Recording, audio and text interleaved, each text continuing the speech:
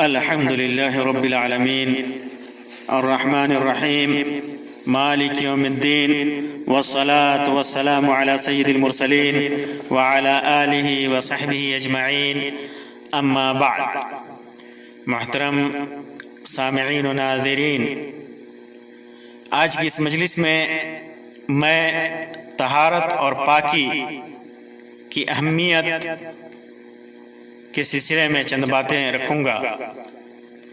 طہارت کی بڑی اہمیت ہے.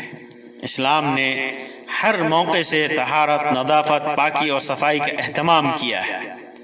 ہر موقع سے اس کا اہتمام کیا ہے. طہارت دو طرح کی ہے، دل کی صفائی اور یعنی باطنی طہارت اور ظاہری طہارت. باطنی طہارت دل کی صفائی، دل کی صفائی شرک، بدعات، کینہ، حسد اور اس قسم کی چیزوں سے دل کو پاک رکھنا، دل کو صاف رکھنا. اسی وجہ سے شرک باطنی گندگیوں میں سے سب سے بڑی گندگی ہے، اور ایسی گندگی ہے کہ جس کی معافی اللہ تبارک و تعالیٰ کے ہاں معاف نہیں ہے. اسی طرح معافی نہیں ہے. اسی طرح کفر یہ ایک ایسی گندگی ہے جو اللہ تبارک و تعالیٰ کے ہاں معاف نہیں ہے. اسی طرح کینہ، حسد، ڈاہ اور اس قسم کی چیزیں بڑے گناہوں میں سے ہے، بڑے گناہوں میں سے ہے. اسی وجہ سے دل کو ان چیزوں سے پاک رکھنا نہایت ہی ضروری ہے. اسی طرح طہارت ظاہرہ، ظاہری طہارت جیسے جسم کو پاک صاف رکھنا، گھر کو پاک صاف رکھنا، کپڑوں کو پاک صاف رکھنا، راستوں کو پاک صاف رکھنا اور دیگر جگہوں کو جہاں انسان اٹھتا ہے، بیٹھتا ہے، کھاتا ہے، پیتا ہے، ان چیزوں کو پاک صاف رکھنا، استعمال کی جانے والی چیزوں کو پاک صاف رکھنا، اس کا بھی اسلام نے اس کی طرف بھی ترغیب دلائی ہے. اسی وجہ سے فرمایا کہ الطہور شطر الایمان.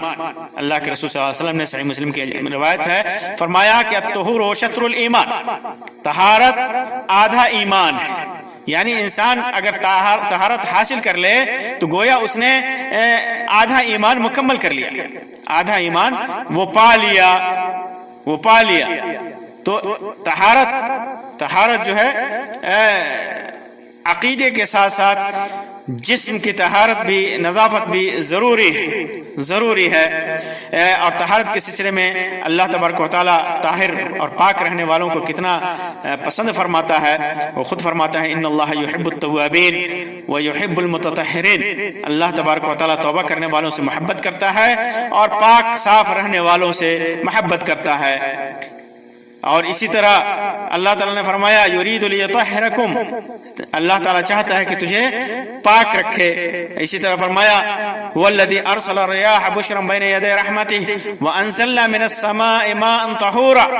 طاہر پانی اللہ تبارک و تعالیٰ نے نازل فرمایا ہے آسمان سے تاکہ انسان اپنی پیاس کے ساتھ ساتھ اپنی ضروریات کے ساتھ ساتھ طہارت اور پاکی بھی حاصل کرے. اور یہ معلوم ہو کہ صرف بدن کی نظافت اور بدن کی طہارت پر اسلام نے صرف نہیں ابھارا ہے، بلکہ اس کے ساتھ ساتھ لباس وغیرہ کی طہارت پر بھی ابھارا ہے. اللہ تعالیٰ فرماتا ہے، اللہ کے رسول صلی اللہ علیہ وسلم کو حکم دیتے ہوئے وَثِيَابَكَ فَطَّهِّرْ، اپنے کپڑوں کو پاک رکھیے. اسی وجہ سے کپڑوں کے ساتھ ساتھ مکان، جگہ اور ماحول جس کے اندر انسان جیتا ہے، اپنی گلی، جس گلی میں رہتا ہے، جس شہر میں رہتا ہے، سب کو پاک اور صاف رکھنا یہ ایمان کا حصہ ہے. ایمان کا حصہ ہے، اللہ سے تقرب کا ذریعہ ہے. اسی وجہ سے آپ دیکھیں گے کہ صحیح بخاری اور صحیح مسلم کی روایت میں جیسا کہ اللہ کے رسول صلی اللہ علیہ وسلم نے راستے سے کسی چیز کو ہٹا دینا جو تکلیف دہ ہو، نقصان دہ ہو، اس کو بھی صدقہ قرار دیا ہے. اللہ کے رسول صلی اللہ علیہ وسلم فرمایا وَتُمِيتُ الْأَذَى عَنِ الطَّرِيقِ صَدَقَةٌ، اگر راستے سے تکلیف دہ چیز کو، گندی چیز کو ہٹا دو تو یہ صدقہ ہے. اسی طرح ماحول کو پاک و صاف اور طاہر رکھنے کے سلسلے میں اللہ تعالیٰ کے رسول صلی اللہ علیہ وسلم نے فرمایا کہ اتقوا الملاعن الثلاث، تین لعنت والی چیزوں سے بچو، تین لعنت والی چیزوں سے بچو. کیا؟ راستے میں البراز فی الموارد، آنے جانے والی جگہوں میں پیشاب اور پاخانہ کرنے سے بچو. وقارعۃ الطریق، اور موارد راستے میں جہاں پانی موارد جہاں پانی پینے لوگ جاتے ہیں، جہاں نہانے جاتے ہیں پوکھر میں یا ندی میں، جہاں لوگ جانور پانی پینے جاتے ہیں، اور جہاں جو جانور یا انسان وہاں استفادہ کرتے ہیں، وہاں پیشاب اور پاخانے سے بچو، وقارعۃ الطریق اور آنے جانے والے راستوں سے، وفی الظل اور سایوں میں قضاء حاجت کرنے سے، پیشاب پاخانہ کرنے سے بچو، ظل میں پیشاب پاخانہ کرنے سے بچو۔ تو یہ ماحول کو پاک اور صاف رکھنے کی بہترین رہنمائی ہے۔ اسی طرح جو پانی ٹھہرا ہوا ہو اس کے اندر اللہ کے رسول صلی اللہ علیہ وسلم نے پیشاب کرنے سے منع فرمایا۔ التبول فی الماء الراکد، نہا النبی صلی اللہ علیہ وسلم عن التبول فی الماء الراکد، ٹھہرے ہوئے پانی میں پیشاب کرنے سے اللہ کے رسول صلی اللہ علیہ وسلم نے منع فرمایا۔ تو اس تعلیم سے یہ پتہ چلتا ہے کہ اسلام نے کے اندر کتنی خوبصورتی ہے کہ انسان کی پاکی صفائی اور کتنا لحاظ رکھا ہے۔ صرف انسان کا جسم ہی نہیں بلکہ اس کا کپڑا، اس کا رہن سہن، عقیدے کے ساتھ ساتھ ظاہری چیزیں، گھر، شہر، ملک، ہر چیز کو پاک اور صاف رکھنے کا حکم دیا ہے، طاہر رکھنے کا حکم دیا ہے، اور اس کے ایمان کا حصہ قرار دیا ہے، ایمان کا تقاضا قرار دیا ہے۔ انسان اگر صحت کے ساتھ رہنا چاہتا ہو اور بیماری کو ماحول سے ختم کرنا چاہتا ہو تو اسے چاہیے کہ اسلام کی تعلیم پر عمل کرتے ہوئے خود کو پاک و صاف رکھے۔ آپ کو تعجب ہوگا کہ اللہ کے رسول صلی اللہ علیہ وسلم نے بلکہ اللہ تبارک و تعالی نے عبادتوں کی صحت کے لیے بھی طہارت کو شرط رکھا ہے۔ یعنی ہماری بعض عبادتیں بغیر طہارت کے پوری ہی نہیں ہوتی، عبادتیں صحیح ہی نہیں ہوتی، قبول ہی نہیں ہوتی اللہ تبارک و تعالیٰ کے ہاں۔ جیسا کہ اللہ کے رسول صلی اللہ علیہ وسلم نے ارشاد فرمایا، لا تقبل صلاة بغیر طہور ولا صدقة من غلول، اور بعض روایتوں میں ہے لا يقبل اللہ صلاة بغیر طہور ولا صدقة من غلول، اللہ تبارک و تعالی نماز کو بغیر طہارت کے قبول نہیں فرماتا، اور صدقہ حرام مال سے، چوری کی ہوئے مال سے قبول نہیں فرماتا۔ تو طہارت کے بغیر نماز نہیں ہے۔ اسی طرح طواف وغیرہ کا معاملہ ہے، بغیر طہارت کے انسان نہیں وہ چیز نماز نہیں پڑھ سکتا، بغیر طہارت کے طواف خانہ کعبہ نہیں ادا کر سکتا۔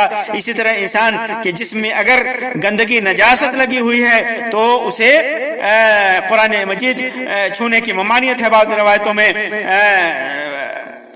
لا یمسہ الا المطہرون، اللہ تبارک و تعالیٰ نے فرمایا کہ پاک اور صاف آدمی ہی اس کو چھوئے گا۔ تو نماز وغیرہ کے لیے طہارت شرط ہے، طہارت کے ساتھ ساتھ نماز کے لیے خصوصی طور پہ وضو شرط ہے۔ تو یہ طہارت جسمانی ہو یا عقیدے کی طہارت ہو، اس کے بغیر عبادتیں قبول نہیں ہوتی، اور اس کے بغیر ایمان مکمل نہیں ہوتا۔ اس وجہ سے طہارت کا ہمیں اہتمام کرنا چاہیے۔ اگر بیماریوں سے بچنا ہے، تکلیفوں اور مصیبتوں سے بچنا ہے، اللہ تبارک و تعالیٰ کے پکڑ سے اور عذاب سے بچنا ہے، اپنے ایمان کو مکمل کرنا ہے، تو طہارت اور نظافت، پاکی اور صفائی کا اہتمام کیا جائے۔ یہی ہمارے جسم جان کے لیے اور ہماری صحت کے لیے مناسب ہے۔ اللہ تبارک و تعالیٰ سے دعا ہے کہ اللہ تبارک و تعالیٰ ہمیں پاک و صاف اور طاہر رہنے کی توفیق عطا فرمائے۔ اللہ تبارک و تعالیٰ ہمارے ایمان کی حفاظت فرمائے، بیماریوں سے، مصیبتوں سے اور بلایا سے ہماری حفاظت فرمائے۔ آمین یا رب العالمین۔ وآخر دعوانا ان الحمد للہ رب العالمین، وصلی اللہ علی خیر خلقہ وسلم، والسلام علیکم ورحمۃ اللہ وبرکاتہ۔